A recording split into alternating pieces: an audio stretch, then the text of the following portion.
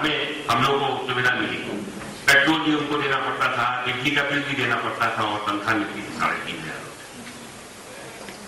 जब उनको बिल देखा बड़े पशुपेश में पड़ गए, बड़े दुखित हो गए। क्या करें, अब बिजली का बिल दें कि बच्चों की पढ़ाई का दें कि फीस दें कि खर्चा चलाएं। चैम्बर में बैठे कुछ सोच रहे थे, इतने में उनको ख्याल आया कि Shri MM Sapre, Jabalpur electric supply company, जो कि प्राइवेट इलेक्ट्रिक सप्लाई कंपनी थी उस समय, के स्टैंडिंग काउंसिल है, उनको उन्होंने सप्रे साहब को बुलवाया, समन किया। मैं भी उनके साथ ही था। तो सप्रे साहब बोले चैम्बर में, सप्रे साहब चैम्बर में गए। चैम्बर में गए तो न्यायाधीश साहब ने अपनी व्यथा बताई, बिल दिखाया है, भाई देखो इस बात में इतना लंबा बिल आ गया, बड़ा मुश्किल में है, कैसे करेंगे। सप्रे साहब ने तुरंत उनसे बिल दिया, बोले सर मैं आपको बताता हूं कल क्या हो सकता है। शाम को जब हम लोग दोनों वापिस आए, एक साथ ही जाते थे हम लोग, एक साथ ही आते थे। जब मैं शाम को ऑफिस गया उन्होंने बीच में जो इलेक्ट्रिक सप्लाई कंपनी के रेसिडेंट इंजीनियर मैकॉय, उनको बुलवाया, उनको बिल दिया और ये भाई देखिए क्या कर सकते हैं। पिछले महीने तो इनके एक्सेस से बिल आ रहे थे, इस महीने ज्यादा बिल आ गया। उन्होंने बिल लिया, बोले कि साहब आप ऐसे मत करिए, what is best is possible I try. Bill लिया, उन्होंने बिल में सुधार करवाया और बिल ला करके सबके साथ। दूसरे दिन सुबह सप्रे साहब 10 बजे न्यायाधीश के कोर्ट में बैठने के पहले उनके चैम्बर गए, उनको बिल दिया, बोला सर ये देखिए बिल सही हो गया। और वो खुद आए थे, उन्होंने देखा, चेक करवाया, मीटर में कहीं गड़बड़ थी। तो अब आप जज साहब ने बिल देखा, बड़े खुश हो गए। बिल उनके पिछले जैसे महीनों वाला था वही बिल था। उन्होंने उनको बड़ा धन्यवाद दिया, अपने साथ बाहर बैठे। अब इत्तेफाक देखिए, उसी दिन उन्हीं के साथ के सप्रे साहब की एक appeal, second appeal section 100 CPC की against reversing judgement for admission. Sapre साहब ने पुरजोर बहस की, बहुत देर बहस करते रहे, न्यायाधीश नहीं बने। न्यायाधीश साहब ने तुरंत ऑर्डर लिखवाया, अपील उनकी खारिज। हम और सप्रे साहब दोनों कोर्ट से बाहर निकले, कॉरिडोर में आए। सप्रे साहब ने कहा दीपक बिल्कुल सही है, मुझे पूरी उम्मीद थी कि यही फैसला होगा और इसमें जो उन्होंने पॉइंट लिया है तो सही। आज की तारीख में ऐसा हो सकता है क्या हम या आप कोई भी ऐसा एक जज और न्यायाधीश और अभियोक्ता के बीच में ऐसा जिसका व्यवहार हुआ हो, जो इतने अच्छे से मिला हो, जिसने उसका काम करा दिया हो, वो एक्सपेक्ट करेगा? यही हमारी गलती, यही हम भूल कर बैठते हैं।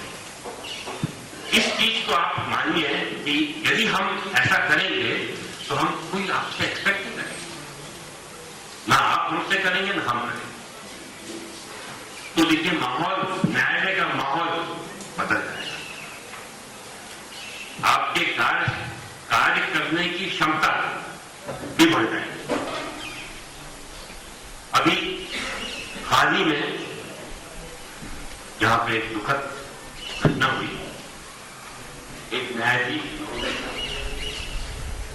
एक CSP के साथ कोई वारदात हो गई और इस कारण से हुई। मैं तो कोई चश्म की दवा नहीं हूं, मैंने सिर्फ पेपर में पढ़ा, पर पेपर में पढ़ा मुझे दुख हुआ, अफसोस हुआ। उस वारदात के कारण वो CSP साहब को सस्पेंड कर दिया। ऐसा लगता है कि शायद CSP साहब को लगा कि उन्हें गलत सस्पेंड किया गया। उन्होंने अपनी ड्यूटी का, अपने कर्तव्य का निर्वाह करने में भूल की और भूल नहीं भी उन्हें सजा मिली और उनको एक आत्मग्लानि हो गई। उनकी जो आत्मग्लानि हुई उससे उन्होंने वो मर गए। जब मर गए तो हाईकोर्ट ने भी न्यायाधीश को सस्पेंड कर दिया, उनके खिलाफ इंक्वायरी का आदेश। अब इंक्वायरी पेंडिंग है, उसमें सजा किसको होगी किसको नहीं होगी ये हमको नहीं मालूम। कौन गलत था कौन सही था ये नहीं कह सकते, अभी मैटर पेंडिंग है, डिसाइड हो रहा है, इंक्वायरी चल रही है। अब जब होगा जिसको सजा होगी उसे नहीं। परंतु ये सोचिए वो सीएसटी की विधवा को क्या कोई पति दे सकता है?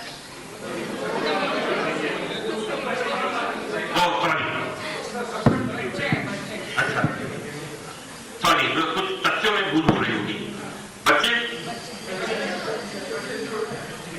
जो उनके बच्चे हैं, क्या उनके बच्चों को कोई उनका पिता वापस कर सकता है? नहीं कर सकता। इसलिए हम सबको बहुत उससे चलना चाहिए ताकि इस तरह की अपनी घटना हो। मेरे मत में न्यायाधीश को एक उदाहरण पेश करना चाहिए, एक उदाहरण होना चाहिए एक सोसाइटी के सामने कि सोसाइटी उसको फॉलो करे, ना कि सोसाइटी उस न्यायाधीश को घृणा की दृष्टि। मेरे मत में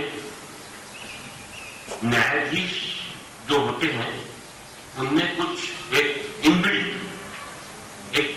गुण होने चाहिए। वो उनमें से कुछ गुण मैं आप लोगों को बताना चाहूंगा। पहला गुण धैर्य, परंतु इसके साथ ही सहने की क्षमता भी होना है। दूसरा सुनने की क्षमता, क्योंकि न्यायाधीश का क्या काम है? न्यायाधीश को सुनना ही है। न्यायाधीश को जो उसकी तनख्वाह मिलती है सुनने के लिए मिलती है, अधिवक्ता को जो उसकी फीस मिलती है बहस करने की मिलती है। दोनों के दायरे बंधे हुए हैं। किसी सवाल को सुलझाने की उत्सुकता। तीसरा चौथा पक्षकार के लिए एक उदारपूर्ण रवैया।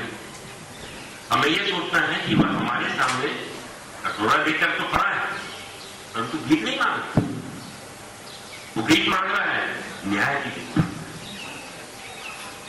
उसे जो कटोरा है उसको उसमें आप न्याय दीजिए, और ऐसा नहीं कि न्याय आप अलग हट करके दीजिए। मैं कह रहा हूं तथ्यों पे आधारित कानून के दायरे के अंदर जो न्याय होता है आप गलत होगा तो भी उससे मंजूर होगा, सही होगा तो वो आपका।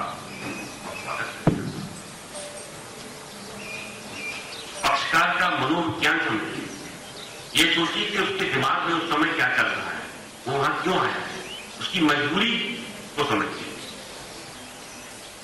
छठवां, किसी को समझाने की हार्दिक इच्छा परंतु प्यार से और अच्छे तौर पर। सातवां, हमेशा अधिवक्ता या पक्षकार से अच्छा व्यवहार एवं एक अच्छे वातावरण का निर्माण करना, उनके साथ इज्जत से पेश आना। आठवां, पक्षकारों के लिए न्यायालय आना उन्हें कोई खुशी नहीं देता, बल्कि वह किसी मजबूरी के कारण वहां आता है। उस मजबूरी का कारण समझिए, उसकी व्यथा क्या है कि क्यों आया है? क्या जबरदस्ती आ गया? क्या उसे खुशी हो रही है? अपना घर छोड़ करके अपने 20 बच्चों को छोड़कर सुबह 11 से 5 तक आप यहाँ शाम को 5 बजे पता लगा कि क्यों? उसकी थोड़ी व्यथा को जरा ध्यान दीजिए। 9वां, जो प्रकरण आपके यहां लगे हुए हैं उससे उनका अच्छी गहन तरीके से अध्ययन कीजिए। अध्ययन करके उसके नोट्स बनाइए, नोट बना के फाइल में रखिए, वो आपको हमेशा काम आते रहेंगे। फिर आप जब अगली बार वो प्रकरण आपके सामने आएगा तो आपका ज्यादा समय नहीं जाएगा, आप उसके नोट्स देखेंगे, आपको समझ में आएगा कि ये प्रकरण है, ये करना है, ये नहीं करना है। 10वां, अपने गुस्से को पूरी तरह से काबू में रखना। गुस्सा करने में कोई चीज बनती नहीं है बल्कि बिगड़ जाती है। 11वां, समय की पाबंदी, जिसको टाइम मैनेजमेंट कहते हैं। टाइम मैनेजमेंट, हर एक चीज का आप अपना समय बांट दीजिए। इस समय से इस समय तक ये, इस समय से इस समय तक ये, इस समय से इस समय तक ये कार्य हमको आज के दिन न्यायालय में करना है। और समय की पाबंदी से आपको भी फायदा होगा और जो अधिवक्तागण हैं उनको भी फायदा होगा। उनको पता रहेगा कि इस समय न्यायाधीश साहब ये करते। हमारे एक बहुत पुराने जिला जज थे, पौराणिक साहब। जनरली नीचे की कोर्ट में कॉजलेस नाम की चीज नहीं होती। कॉजलेस हाईकोर्ट में चलती है, सुप्रीम कोर्ट में चलती है, जहां आपको पता रहता है आपका 42 नंबर है, आप अंदाजा लगा सकते हैं 42 नंबर कितने बजे आएगा। कुछ न्यायालय बहुत फास्ट चलते हैं, मालूम है आपको 11:15 बजे आ जाएगा, आप उस तरह से हाजिर रह सकते हैं। कुछ न्यायालय धीरे चलते हैं, मालूम है भाई 2 बजे के पहले नहीं आएगा, आप बाकी जगह अपना कार्य कर सकते हैं। पुराने साहब एक ऐसे न्यायाधीश थे, जिला न्यायाधीश, जो अपने यहां कॉजलेस था।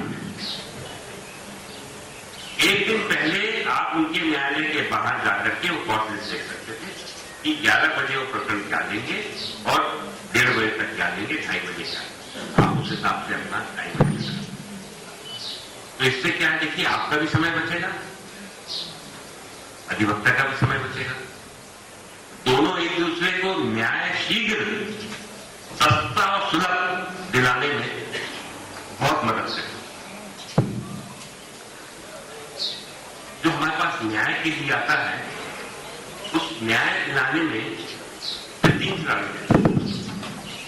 पहले न्यायाधीश, फिर अधिवक्ता, तीसरा। तीनों के दायरे जो हैं बंधे हुए, तीनों अपने दायरे में रहकर के कार्य। अधिवक्ताओं को भी मालूम है कहां कितनी बहस करना है, कब रुकना है, और यदि अधिवक्ता नहीं रुकता तो न्यायाधीश को मालूम है कि उसको कब रोकना है। यदि प्रकरण न्यायाधीश ने पढ़ा हुआ है, समझा हुआ है, तो तुरंत बता सकता है, नहीं आप वकील साहब आपकी बहस बहुत हो गई, आप रिपीट सकते, अब छोड़ दीजिए, हम लोग परंतु ये सब बड़े प्यार से, अच्छे तरीके से अधिवक्ता को समझाया जाए, उसको तुरंत समझ। इब्राहिम लिंकन ने कहा, discourage litigation, persuade your neighbors to compromise whenever you can. Point out to them how a normal winner is often a loser in fees, expenses, cost and time. हमें इनके द्वारा कही गई बातों का पालन करना है। अब तो सीपीसी में भी अमेंडमेंट हो गया है, ये प्रावधान दे दिया गया है कि यदि आप कोई प्रकरण आपको लगता है कि इसमें राजीनामा हो सकता है